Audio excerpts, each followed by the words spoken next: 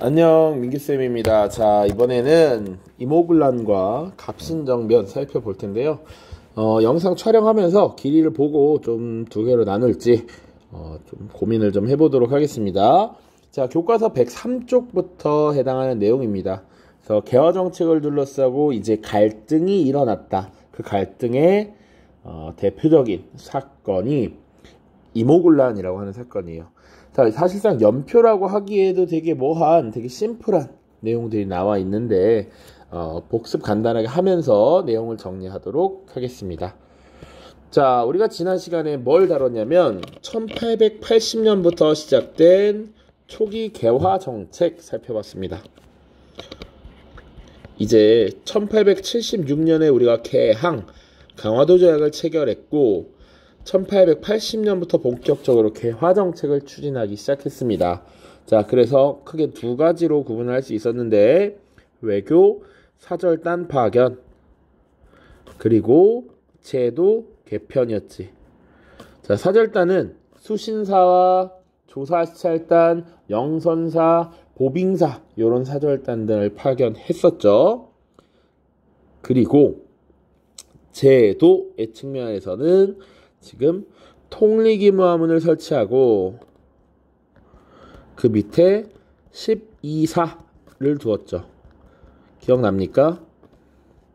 자, 그리고 군대도 개편을 하게 되는데, 자, 기존에 조선의 중앙군이었던 오군영체제를 통폐합해서 이영으로 만들었고요. 그리고 신식군대인 별기군을 설치했죠. 교련병대라고도 합니다. 자, 이 별기군을 교육하기 위해서 일본인 교관도 두었고요.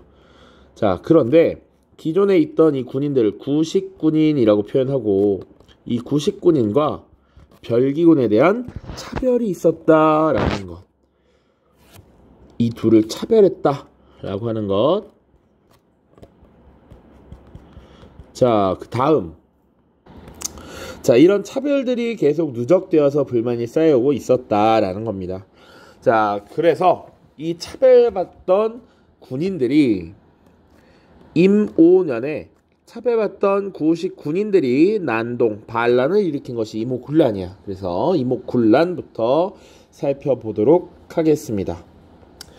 자, 이모군란이 왜 일어났는지 배경부터 보시면 자, 일단 정부의 개화 정책에 따라 별기군이라고 하는 신식 부대가 창설되었고, 그리고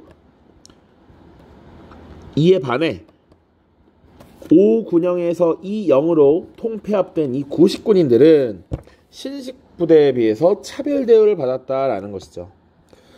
자, 기본적으로 이 별기군은 신식 무기를 사용하고 근대식 훈련을 받고 되게 국가의 미래란 말이야. 더 투자가 과감하게 되고 있었고요. 구식군인들은 사실은 5군영이 2영으로 줄어드는 과정에서 일자리를 잃은 사람들도 있었을 것이고, 심지어 살아남은 사람들도 약 12개월간 월급을 받지 못하고 급료가 밀려있는 이런 상황이 전개되었습니다. 그런데 직접적인 발단이 되는 것은 뭐냐면 13개월째 되는 달에 드디어 월급을 받게 되었어. 드디어. 자, 그런데 이 13개월 차에 받은 이 쌀가마니를 딱 열었는데 쌀이 가득 들어있어도 모자랄 판에 절반은 쌀이 들어있었고 절반은 쌀의 껍데기인 겨와 모래가 섞여 있었다는 것이지. 그 발단은 구식군인에 대한 그 오랜만에 제공된 급료에 장난질이 쳐져 있었다라는 것이죠. 자, 그래서 구식군인들이 봉기를 일으킵니다. 그게 발단인데 여기에 불을 지핀 게 무엇이냐면 사실 군인들만 반란을 일으켜도 골치가 아픈데 서울의 하층민들이 봉기를 했다라는 얘기가 같이.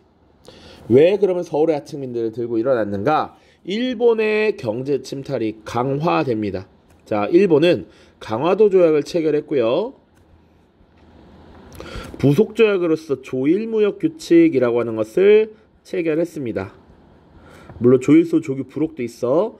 자, 특히 이 조일무역 규칙을 기억해보면 세 가지가 없다라고 했어. 그러니까 일본인들이 조선에 와서 쌀을 자유롭게 수입, 수출할 수 있도록 했는데 일본 상인들에 의해서 일본으로 유출되는 쌀 유출이 심화되었다.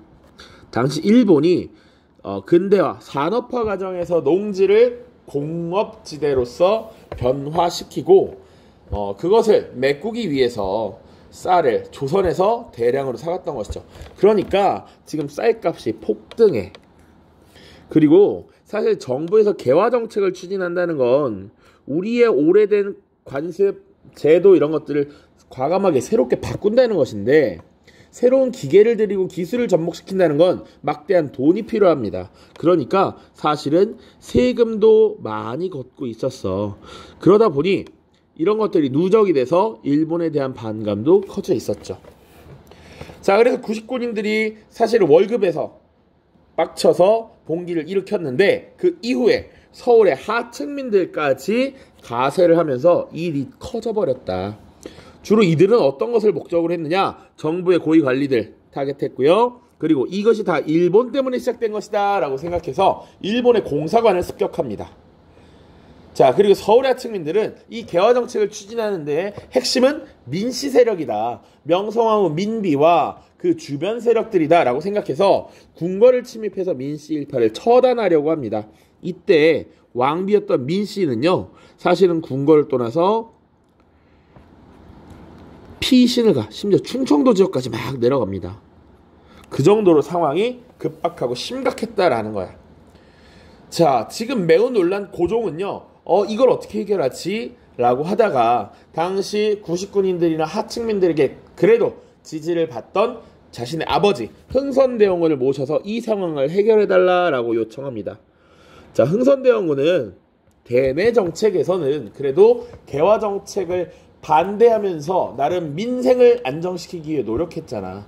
그래서 하층민들에 대한 지지가 있었고 통상수교를 거부했던 상징적 존재잖아. 이 개화 정책의 카운터로서 되게 제격이었던 인물이죠. 그래서 개혁 이전으로 되돌리는 이런 복구, 정책 복구가 이루어지고 나름 누그러뜨리려고 하는 와중이었습니다.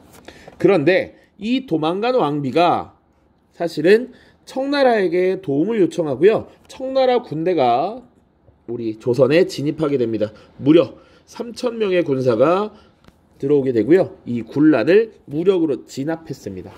자, 그리고 이 군란의 책임을 물어서 흥선대원군을 납치해서 청나라로 데리고 갑니다.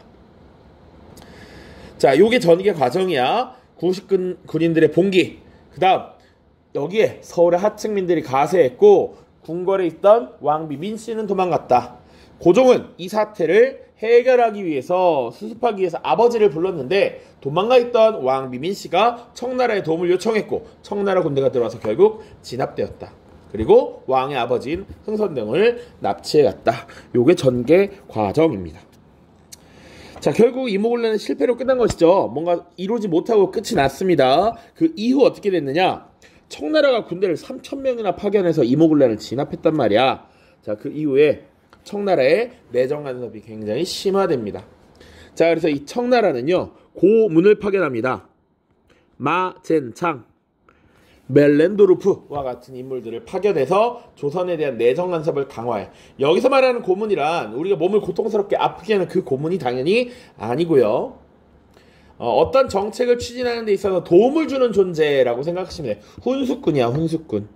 자, 마젠창, 멜렌도르프, 여긴 없지만 위안스카이 이런 인물들이 청나라의 추천에 의해서 파견이 되고 청나라의 영향력이 조선의 정치 운영에 미치게 되었다. 자, 그리고 청나라는 자신들의 이익을 위해서 조약을 하나 체결하게 되죠. 조청상민 수륙무역장정, 이름도 엄청 긴 이것입니다. 이거 우리 지난 시간에 강화도 조약을 체결하면서 여러 외국과의 조약을 다루는 과정에서 언급이 됐었고요. 조선과 청나라에 장사하는 백성들이 바닷가와 육지에서 무역할 때 지켜야 하는 여러 가지 내용들을 정리한 조약이다. 자, 이 조청상민수륙무역장정의 내용 기억나나요? 일단 조선에 대한 청의 종주국을 인정하는 그런 문구를 삽입을 했고요. 핵심적인 내용은 청나라 상인이 조선의 내지까지 들어와서 무역을 할 수 있도록 내지 통상권을 인정한다 라고 하는 것. 그리고 자, 영사재판권을 인정하는 요 내용들입니다. 청나라 상인들이 조선에 와서 자유롭게 부담 없이 장사할 수 있도록 어떤 잘못을 저질러도 우리가 보호해주겠다라고 청나라가 생각을 했던 것이죠. 자, 요런 내용들을 규정했던 것이 주청상민 수륙무역장정입니다. 자, 그리고 일본과는 재물포조약을 체결하게 됩니다. 자, 이때 선생님이 여기 명시해 놓지는 않았지만 기본값으로 항상 사태가 벌어진 것에 대한 배상, 우리가 미안해 라고 해서 배상금을 지불하고요. 조금 더 중요한 것은 공사관의 경비병을 주둔하게 하는 것입니다. 자, 지금 이미 청나라 군대 들어왔죠. 일본군도 이때 들어오게 돼.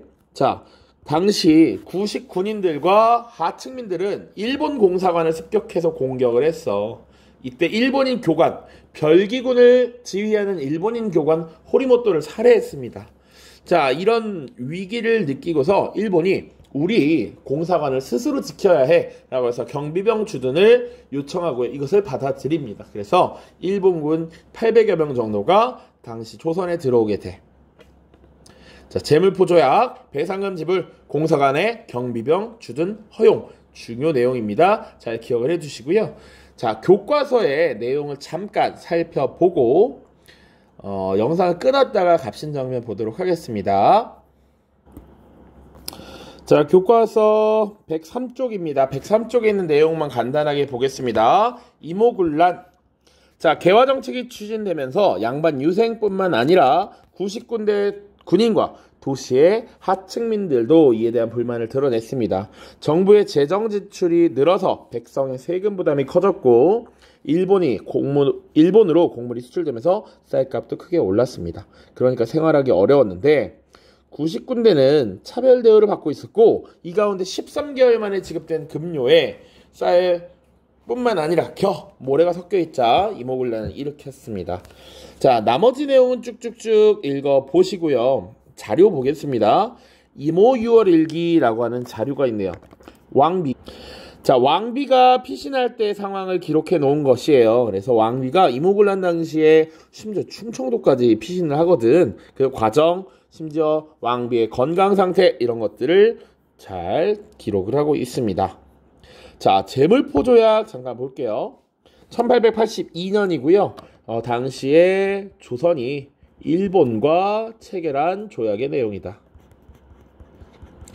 자, 내용 보시면 제1조 금일부터 20일 안에 조선국은 흉폭한 도적들을 체포하고 그 괴수를 엄중히 취조하여 처단한다. 일본국은 관리를 보내 입회에 처단케 하고 만일 그 기일 안에 체포하지 못할 때는 일본국이 처리한다. 일본 공사관에 군인 약관을 두어서 경비한다. 그리고 그 비용은 조선국이 부담한다. 자, 그리고 배상금 지불에 대한 내용도 들어 있습니다. 자, 도시하층민들은 왜 이모군란에 가담하였을까? 19세기경에 한성의 4대문 밖에 위치한 왕십리, 이태원 등의 지역에는 구식군대 군인, 가족, 그들을 비롯한 상당수의 하층민이 있었고요. 구식군인들은 정부의 지정 부족으로 급료도 제대로 받지 못하고 있었는데 이들은 조선 근처에서 채소를 키워서 겨우겨우 생계를 이어갔습니다. 그러던 중 개항에 따른 쌀 수출로 국내의 쌀값이 폭등하자 더욱 고통을 받았던 것이죠. 개항과 개화 정책으로 경제적 피해를 입었다라고 생각한 도시 하층민들은 이모군란이 일어나자 적극적으로 가담했습니다. 자, 도시 하층민들이 가담한 이유. 자, 특히 요겁니다. 개항에 따른 쌀 수출로 쌀값이 폭등했다. 요 쌀 수출을 규정해 놓은 것은 바로 조일 무역 규칙이라는 게 있었죠. 자, 여기까지 보도록 하겠습니다. 모두 고생 많았고요. 다음 영상에서는 갑신정변 그리고 갑신정변 직후 국제사회의 모습 살펴보도록 하겠습니다. 고생 많았습니다. 안녕.